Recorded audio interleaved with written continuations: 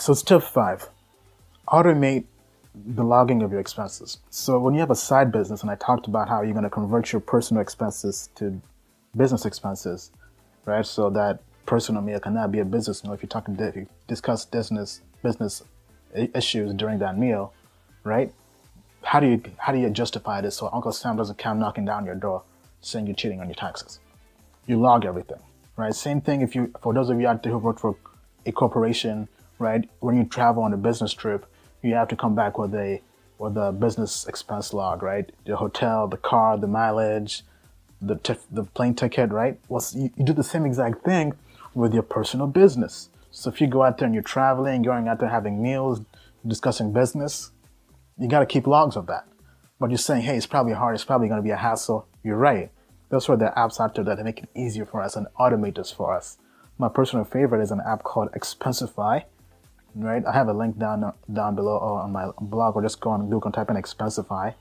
But it's an app where you link your debit card, credit card to it, and it automatically will import and capture every transaction you have on those cards and categorize them for you.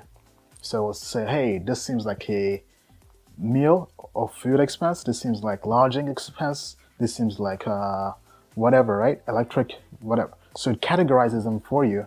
So when it's time to file your taxes and say, hey, what are my expenses for business meals this year, or meals, right? All you got to do is look at your category, see the breakdown, and it has the expenses for you. Put that on your taxes. Or how much did I spend traveling on American Airlines? You can just simply type in American Airlines, search. It will show you all your expenses, all your transactions with American Airlines for that year. Boom, I spent this much on business travel, and you're done, right? So it automates everything for you, making it a lot easier.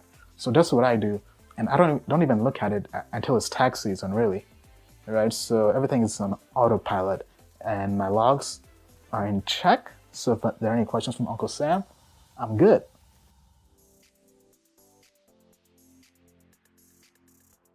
Step 6, decrease your largest expenses.